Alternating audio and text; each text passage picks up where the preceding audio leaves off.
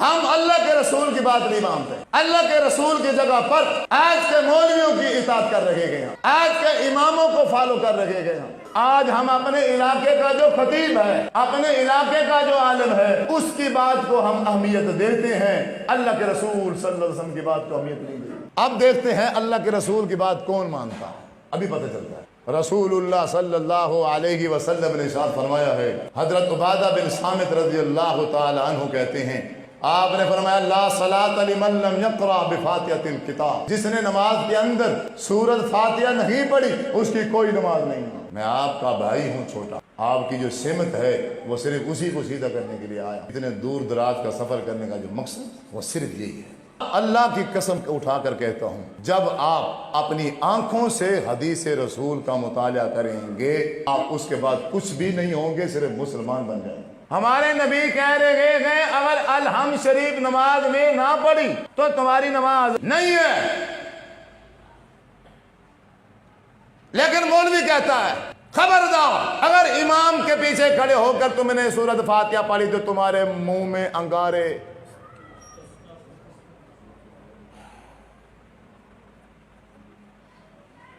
خبردار اگر اللہ کے رسول کی بات کو مانا تو.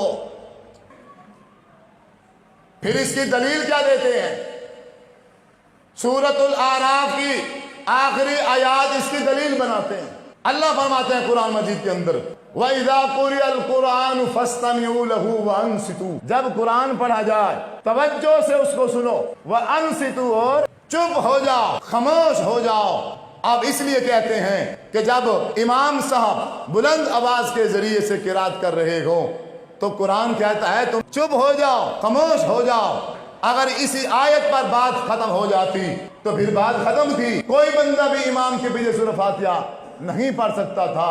یہی آیت, یہی قرآن مجید کی آیت کس پر اتری ہے؟ میرا سوال ہے آپ بھائیوں سے, یہ قرآن مجید کی آیت کس پر اتری؟ ہمارے آخر نبی حضرت محمد صلی اللہ علیہ وسلم پر اتری کہ نہیں اتری؟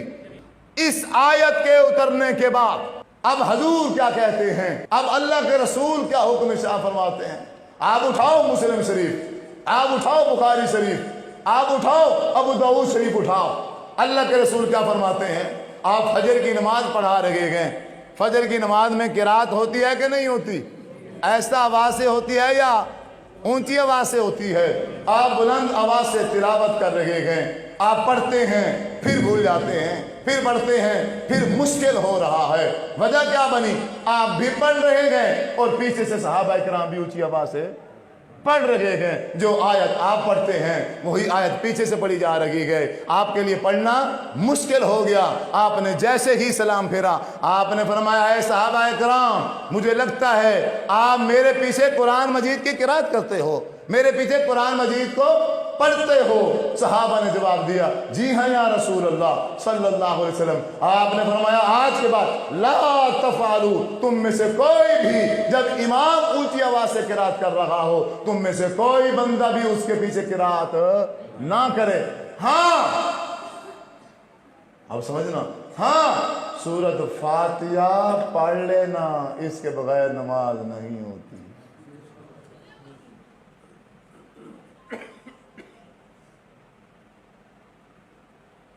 کچھ رہ گیا ہے, کوئی شک رہ گیا ہے بتاؤ, پھر کیوں نہیں پڑھتے ہو؟ پھر کیوں نہیں پڑھتے ہو؟ اور کس نے کہا ہے نہ پڑھو؟ اگر کسی امام نے کہا ہے نہ پڑھو, میں نے تو کسی امام کا کلمہ نہیں پڑھا, آپ نے پڑھا ہے؟ افسوس ہے, کلمہ حضور کا پڑھتے ہیں ہم اور بات کسی اور کی مانگتے ہیں. کلمہ نبی کا پڑھتے ہیں اور اطاعت کسی اور کی, اور اسی کو پھر عشق سمجھتے ہیں. اللہ کے رسول کی مخالفت کر کے اس کو عشق. الحمد شریف نہیں پڑھے گا امام کے پیچھے, کیوں؟ امام بلند آواز سے قرات کر رہا ہے لیکن ثنا پڑھے گا. بات سمجھ آ رہی کہ نہیں آ رہی؟ ثنا پڑھے گا. بھائی ثنا کا کس نے کہا ہے؟ جہاں سورۃ فاتحہ نہیں پڑھی جا سکتی وہاں ثنا کیسے ممکن ہے؟ امام بلند آواز سے فجر کی نماز میں قرات کر رہا ہے. آپ بات سمجھنا، ابھی سمجھ لو، ناراض بعد میں ہونا.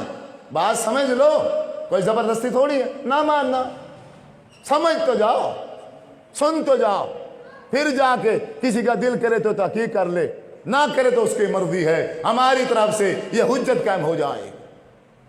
فجر کی نماز بلند آواز سے قرات کی جا رہی ہے اور میں لیٹ ہو گیا. میں کیا ہو گیا؟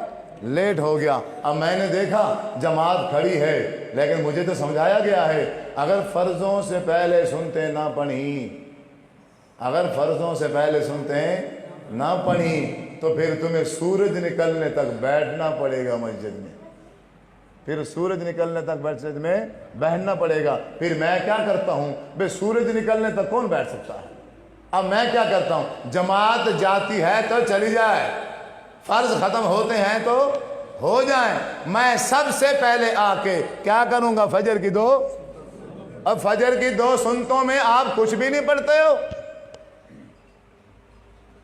فجر کی جب میں امام کے پیچھے کھڑا ہو کے امام بلند آواز سے قرات کر رہا ہے اور میں پیچھے فجر کی سنتے پڑھ رہا ہوں، اس میں ثنا بھی پڑھتا ہوں، اس میں سورہ فاتحہ بھی پڑھتا ہوں، اس کے ساتھ اور سورت بھی ملاتا ہوں، سبحان ربی العظیم بھی پڑھتا ہوں، سبحان ربی الاعلیٰ بھی پڑھتا ہوں کہ نہیں پڑھتا؟ پھر کیوں پڑھتا؟ بلند آواز سے قرات ہو رہی ہے، اللہ کے بندے کوئی تو خوف کر. وَإِذَا قُرِئَ الْقُرْآنُ فَاسْتَمِعُوا لَهُ وَأَنصِتُوا. وہاں قرآن امام صاحب تلاوت کر رہے ہیں اور تو اپنی تلاوت شروع کر کے کھڑا ہے. ایسے حقیقت ہے کہ نہیں ہے؟ ایسے ہی ہے. یعنی اب وہ قاعدہ کہاں گیا؟ اب وہ اصول کہاں گیا؟ اللہ کے بندو، اصول یہی ہے. جب آپ صلی اللہ علیہ وسلم بلند آواز سے تلاوت فرماتے تھے، مشرکین مکہ کی عادت کیا تھی؟ انہوں نے اپنے لڑکوں کو، اپنے جوانوں کو سمجھایا ہوا تھا کہ اب حضور کو روک تو سکتے نہیں ہیں، حضور کو منع تو نہیں کر سکتے. تم ایسا کرو، جب آپ تلاوت شروع کریں تم بھی بلند آواز سے شور کرنا شروع کر دیا کرو کہ آپ کی آواز دوسروں تک نہ پہنچ سکے. اب انہوں نے شور شروع کر دیا. اللہ تبارک و تعالی نے قرآن مجید کی یہ آیت نازل فرمائی ہے، اگر یہ بندے خاموش ہو کر توجہ سے قرآن مجید کی اگر تلاوت سن لیتے لعلکم ترحمون، شاید اللہ تبارک و تعالی ان کے اوپر رحم کر دیتا. حضرت ابو ہریرہ رضی اللہ تعالی عنہ نے فرمایا کہ اللہ کے رسول فرماتے ہیں جب تم امام کے پیچھے ہو وہ سورۃ الفاتحہ کو پڑھا کرو. 3 بار کہا. جس نے امام کے پیچھے کھڑے ہو کے سورۃ فاتحہ نہیں پڑھی ہے فَهِيَ خِدَاجٌ فَهِيَ خِدَاجٌ فَهِيَ خِدَاجٌ، اس کی نماز ناقص ہے، نہ مکمل ہے، اس کی نماز ہی نہیں ہے. پھر اس شاگرد نے، اس مقتدی نے سوال کیا، اے ابو ہریرہ اگر امام کے پیچھے کھڑے ہوں اور وہ بلند آواز سے قرات کر رہا ہو تو پھر ہم کیا کریں؟ انہوں نے کہا پھر سورۃ الفاتحہ کو اپنے دل میں پڑھو، پھر سورۃ الفاتحہ کو اپنے دل میں پڑھو. اور میرے بزرگوں، نوجوان بھائیوں، یہ صورت ایسی ہے، یہ صورت ایسی ہے کہ اگر آپ یہ نہیں پڑھیں گے تو ہماری نماز نہیں ہوگی. اور افسوس کی بات یہ ہے جب ہم زندہ ہوتے ہیں اور اس صورت کو پڑھ سکتے ہیں تب تو ہم پڑھتے نہیں ہیں، تب تو ہم اس کو پڑھتے نہیں ہیں. اور جب ہم مر جاتے ہیں پھر ساری زندگی ہماری فاتحہ خوانی کی جاتی. سمجھ آئی؟ سورہ فاتحہ کہاں پڑھنی تھی؟ 60 سال کی زندگی، 60 سال یہ نماز پڑھتا رہا، اس نے سورہ فاتحہ نہ پڑھی. پھر جب یہ مرا، اب مولوی صاحب اس کا نماز جنازہ پڑھانے کے لیے آیا. دھوکہ دیکھے کیسا ہے، کتنا بڑا دھوکہ ہے، دیکھیں ذرا. اب مولوی صاحب نماز جنازہ پڑھا رہا ہے. افسوس ہوتا ہے، دل دکھتا ہے کہ ہمیں اللہ کے رسول کی جو تعلیم ہے وہ اچھی نہیں لگتی، اللہ کے رسول کا سمجھایا ہوا طریقہ ہمیں پسند نہیں ہے. اب جنازہ پڑھا رہا ہے، پہلی تکبیر کے بعد کہتا ہے سبحانک اللہم وبحمدک وتبارک اسمک وتعالی جدک ولا الہ غیرک. کہتا نہیں، جو ثنا حدیث سے ثابت ہے وہ نہیں پڑھتا، بلکہ اس کے اندر اپنی طرف سے ایک لفظ اور ایڈ کرے گا، وہ جل ثناؤک. جل ثناؤک کسی حدیث کا لفظ نہیں. یہ جلے پڑھتا ہے جو حدیث میں نہیں ہے، جو ہمارے نبی نے سکھایا نہیں، یہ پڑھتا ہے لیکن وہیں کھڑے ہو کے سورۃ الفاتحہ بولو نہیں پڑھتا۔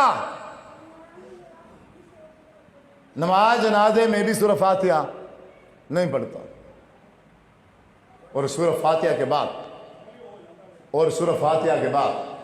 سورہ فاتحہ کے بعد جس نے سورہ فاتحہ نہیں پڑھی اس کے بعد اس کا نماز جنازہ نہیں ہے۔ اور پھر مجھے کیوں کہتے ہو کہ مر گیا مردود نہ فاتحہ تھے نا۔ میرے جنازے میں سورہ فاتحہ پڑھی جاتی ہے، اور میرے جنازے میں درود بھی پڑھا جاتا ہے، اور جو میرے دوسرے بھائی ہیں ان کے نماز جنازوں میں درود بھی نہیں پڑھا جاتا، درود بھی۔ انا للہ و انا الیہ راجعون۔ پھر کیا پڑھتے ہیں؟ آپ کہیں گے مولوی صاحب آپ تو جھوٹ بول رہے ہو، درود تو پڑھتے ہیں، دوسری تکبیر کے بعد درود پڑھتے ہیں۔ میں بتاتا ہوں کیا پڑھتے ہیں۔ اللہ اکبر کہہ کے پھر کہتے ہیں اللہم صلی علی محمد وعلی آل محمد کما صلیتا ورحمتا وترحمتا۔ اس طرح کے الفاظ ہیں، مجھے صحیح طرح آ نہیں رہے کیونکہ حدیث بھی نہیں ہے، کیونکہ اللہ کے رسول صلی اللہ علیہ وسلم نے یہ سکھائے نہیں۔ مولوی صاحب نے اس درود ابراہیمی کو جو ہمارے نبی صلی اللہ علیہ وسلم نے سکھایا تھا، اس کو بھی اپنی مرضی سے اپنے الفاظ داخل کر کے اس کو تبدیل کر دیا، اس کو چینج کر دیا۔ وہ درود نہ رہا جس میں نے اپنی مرضی سے الفاظ ایڈ کر دیے۔ جو درود میں نماز میں پڑھتا ہوں، درود ابراہیمی، اگر میں وہ جنازے میں پڑھ لوں تو کیا حرج ہے؟ کوئی حرج نہیں پڑھنے دیتا، کیوں؟ وہ درود مسنون ہے، وہی درود ہے جو رسول اللہ صلی اللہ علیہ وسلم سے ثابت ہے، اور کوئی درود ثابت نہیں ہے۔ نہ درود پڑھا، نہ سورۃ فاتحہ پڑھی، اور سلام پھیرتے ہی پھر سارا جم اکٹھا ہو جاتا ہے۔ اب وہ پیر صاحب، اب وہ بابا جی، اب وہ مولوی صاحب بیٹھے، اب کیا کرنا ہے؟ اب فاتحہ خانی کرنی ہے۔ پہلے دن ہی فاتحہ خانی، دوسرے دن فاتحہ خانی، تیسرے دن ہی فاتحہ خانی۔ جو تعزیت کے لیے آتا ہے وہ کہتا ہے پہلے فاتحہ پڑھ لو، پہلے کیا کر لو؟ فاتحہ پڑھ لو۔ اب ساری زندگی فاتحہ پڑھتے رہو، جو تم نے نماز جنازے میں مس کی ہے اب وہ تم جگہ پوری نہیں کر سکتے۔ ساری زندگی فاتحہ کرتے رہو۔ اب جو مس ہوئی ہے، جس جگہ پر میرے نبی نے سکھائی ہے وہ رہ گئی ہے نا، اب وہ خلا پوری نہیں ہو سکتی۔ آپ ناراض ہوں گے، میری بات سخت ہے، یقیناً آپ ناراض ہوں گے، جو میرے بھائی ایسا کام کرتے آ رہے ہیں اور کرتے کرتے بوڑھے ہو گئے ہیں، داڑیاں سفید ہو گئی ہیں، انہیں تکلیف ہوگی، انہیں چوٹ لگے گی، لیکن میں تو حیران ہوں انہی بات کہ 60 سال کی زندگی گزر گئی ہے، ایک دن ہی مولوی صاحب کو بیٹھ کے نہیں پوچھ لیا او بھائی یہ جو درود ہمیں سکھا رہے ہو کہاں لکھا ہوا ہے؟ کہاں لکھا ہوا ہے؟ اس حدیث کا نام کیا ہے؟ اس حدیث کی کتاب کا نام کیا ہے؟ حدیث کا نمبر کیا ہے؟ ہم ابھی نکال لیتے ہیں، آپ حکم کرو۔ اگر آپ کے پاس حدیث کی کتاب نہیں ہے آپ ہمیں بتاؤ، ہمیں موبائل سے نکال لیتے ہیں، ابھی بیٹھے بیٹھے لائبریری میں جانے کی ضرورت ہی نہیں۔ کسی نے آج تک اس سے پوچھا نہیں ہے، اور اسے پتا ہے اگر کوئی اس سے پوچھ ہی لے نا، یہ میرا تجربہ ہے، جاؤ پوچھ کے دیکھو، اگر اس سے جب آپ پوچھو گے اور کہو گے بھئی یہ جلا ثناؤ کے الفاظ تو حدیث میں نہیں ہے، اگر حدیث میں ہیں تو آپ دکھاؤ، وہ کہے گا خیر ہے بابا جی کیا ہو گیا، آپ کہاں سے ہو کے آ رہے ہو بھائی، یہ کیسی بہکی باتیں کر رہے، اور پھر تو نہیں گئے ہو۔